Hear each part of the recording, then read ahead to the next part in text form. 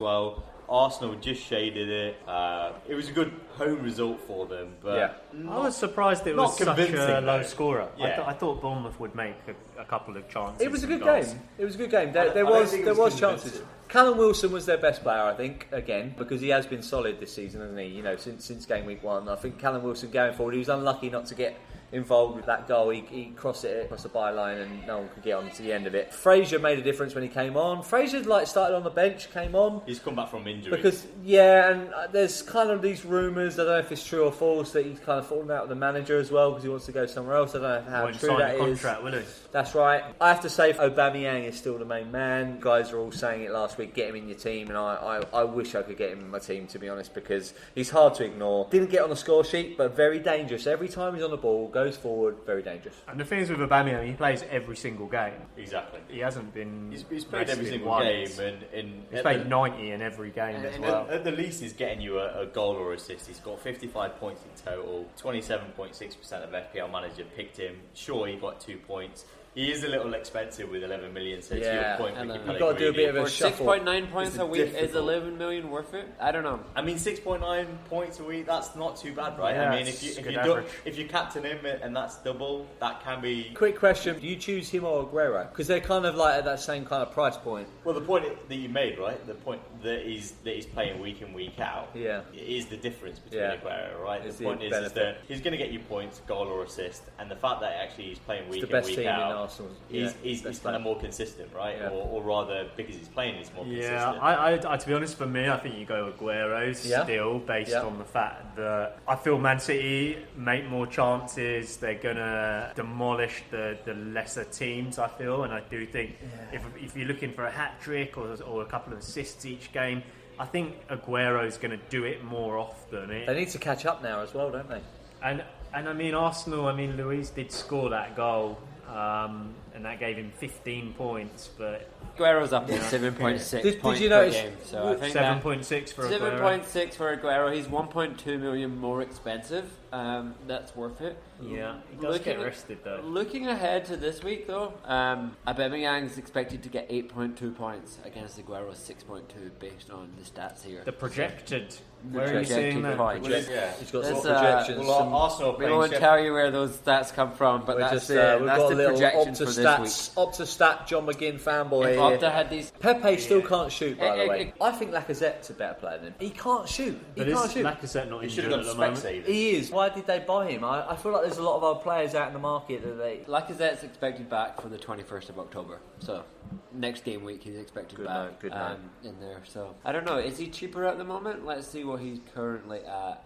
He's went up since the start of by 0.2 million. I think we've only got one. Now at 9.3. Can we move on to the John McGinn match? Yes. What happened? Wow. There's a few shocks in this game. Villa, Norwich first of all, pulling Villa it out. 5. Fantastic result for Villa. They finally pulled it all together. They did well, 5-1 obviously. Two big standouts from this game. John McGinn, they won 5-1, he only gets 1 point. That's 1 point in a 5-1 win. So, maybe it wasn't his time there. Well, at the opposite side of the pitch though, there was also a big surprise for Norwich. They got beat 5-1 and their keeper still managed to pick up 9 points. Yeah. McGivern got 9 points despite conceding 5. He saved a penalty, didn't he? He saved the penalty. penalty. So he saved the penalty. Yeah, go on. Take us through that. Yeah, so he obviously played the match. He got 2 points for that. He saved the penalty, which is 5 extra. He let in 5 goals, which is -2. He did pull off 7 saves, which is +2. And then he also ended up with 2 bonus points. That's mental, isn't it? You lose 5-1 and the keeper still gets 9 points. Does that? I wonder if that's ever happened in FPL history.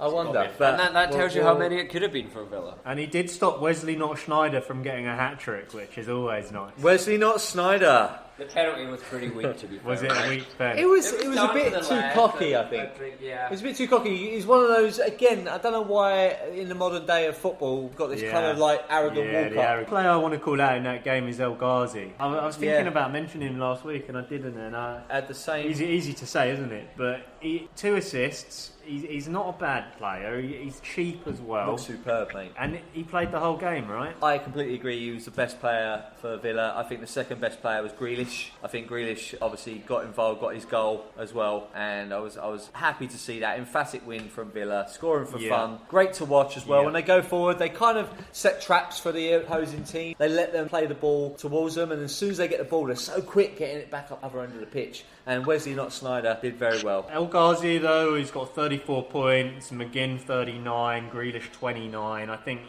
any of those three in the Villa midfield, they're all going to get you pretty much a similar return. Yeah, doing quite a good rate. McGinn is the standout. He didn't get anything this week, but perhaps next week. I mean, we've got to turn the attention to Norwich, though. What on earth is happening at Norwich? They just cannot defend. I mean, I'll give them their due. 2 of the goals were great long-range efforts, but still 3 were in and around the box. It's looking bad. If Norwich continue in this way, they're going down. They've let in 21 goals, the most in the Premier League. They've conceded at least 2 each week. Yeah, Watford have let in 20, which is 1 less, and they got drubbed 8-0, didn't they, by Man City? It's poor for Norwich, and they will go down if they keep this up. We were just talking about Wesley Not Sneijder. I don't want to take anything away from the lad, but the guy had an eternity to turn on that first goal, put it in the back of the net, right? That's Sunday League stuff. You don't let a striker in your box chest the ball down, turn, and then shoot. Basic stuff. First goal, second goal, totally unmarked as well. Yeah. Horrendous defending from Norwich, and it is worrying. Cantwell and Pukki linked up a few times and showed little sparks of what they have done in the first few game weeks that obviously got us all raving about the new boys Norwich, but you've sold me a dud with Cantwell. 2 points in the last 3 weeks. Each week. I even went to the barber and took a picture of him and said, "Can you give me a Cantwell, mate?" We need Cantwell wigs. This is what I ended up with. And we are going to be selling Cantwell wigs very soon. Great perm. Watch out for our website. Great perm, what a perm. But we've given you a tip. We told you, get Traore in and get Cantwell out. It's all about the form players. We're swapping them out. But I think it's got to be... Sorry, I was going to say, it's got to be disheartening for Norwich forwards when you see, you work hard up front and you might get a goal and then you see, 1, 2, 3, 4 go in. It's really not good. And they're away next week. We said at home they're a much better team at home. They got beaten 5-1. They can't defend.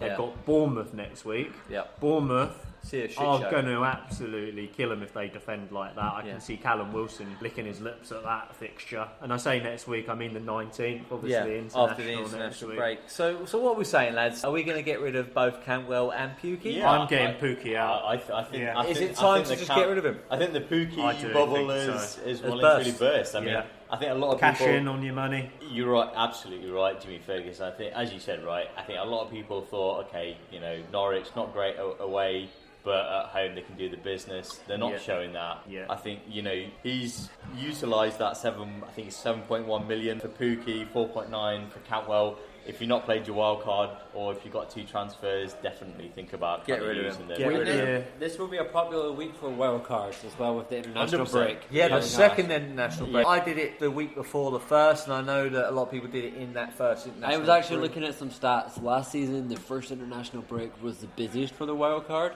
and the second international break was the second busiest. Yeah, so it just shows you, because people like to reshuffle, a few injuries here and there. Time to mull look it at De Bruyne. But I think if you've used your wild card, that's it, right? And everyone in our league's used it, so you can't use it again. So we're not in a good slot. I do advocate. You haven't used it, Russ. You haven't used it. You still got it. My wild card yet, He's second in the division. He's the Man City trying to chase the pack, chase the Liverpool at the moment. I mean, Captain, if you've been listening, you'll need to get David Luiz in. He's had the blinder, and then who else can we put in there for you? Give us a ring. We'll help you with your wild card. Jordan Ibe's looking good this season. Green socks. So what else we got this weekend? Watford, Sheffield United. Did anyone see anything? What a great game that was. 0-0, eh? Yeah. Andre Gray missed an open goal. He was one of your shouts earlier this season. He was my shout. Actually, when West Ham beat him. When West Ham beat him, he was their best player on the pitch. And I still think he was the best player on the pitch this weekend, but he missed an open goal. Watford are crying out for a win. We were saying last weekend it's about time. We thought Watford would win that game. I mean, it's nice they got a clean sheet. Good on them for that. It was a cagey affair, right?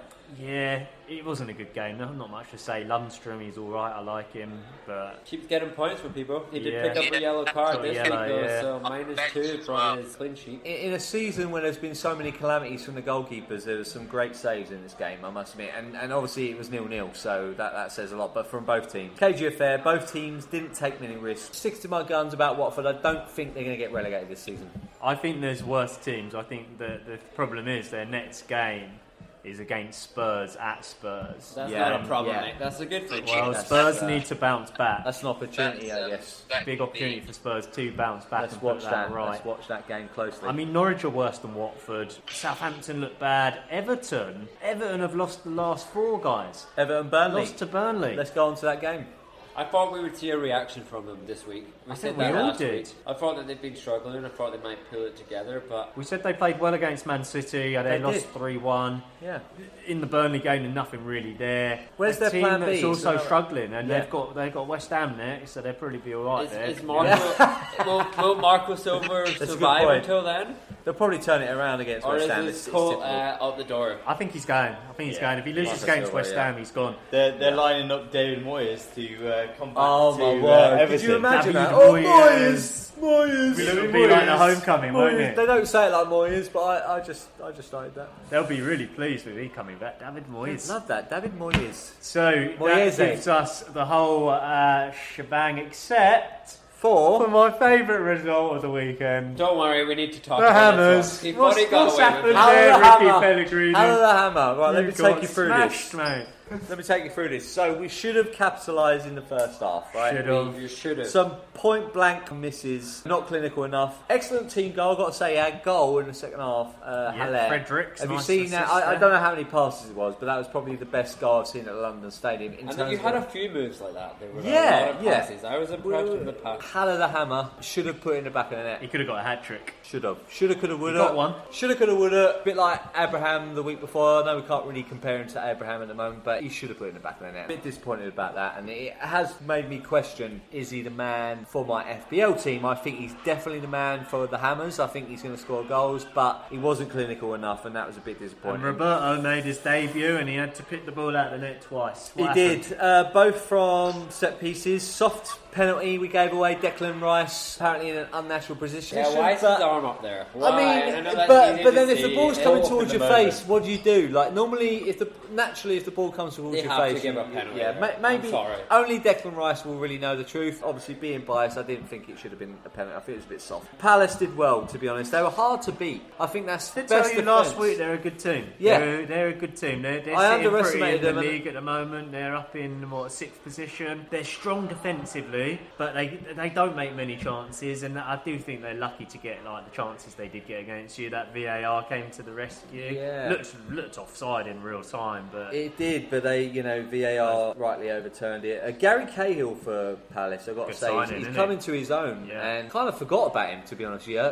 Since the Chelsea days, he kind of drifted off into the background there. He's had a real resurgence. Yeah, and he looks to have made his spot in the Palace team. Looks like a real leader, settled in well. Van Aanholt, obviously, he's scoring a lot of points. Calm finish for his penalty. Always dangerous with his set pieces. And Zaha as well was really good. But Ayew got on the score sheet. Of course he was on my bench. Furious with him the last 3 or 4 weeks. I've kept by him because I kept thinking, who else is there to score goals for Palace? There's nowhere else apart from... Yeah, someone does score, it'd probably be Jordan Ayew, but I would say for next game week, they've got Man City. They are at home. I can't really see Palace beating Man City. And do we think that Palace are going to keep this up the whole season? No, Surely not. I think it will be a little bit more difficult for Man City, but I think they're going to be, again, wounded. They need to come back. It's really them scoring goals. Like I say, I think the defence looks great. Like Jimmy was touching it. It's just they're not going to score many goals. They scored 2 goals against West Ham, but set pieces really. The penalty and we'll see a reaction from City. We have to. We will. Yeah, I mean Palace. They lost 4-0 against Tottenham. That's the one time they really got spanked. But we all know Roy Hodgson, right? We've had to watch the England team. Roy Hodgson. We've had to see Roy,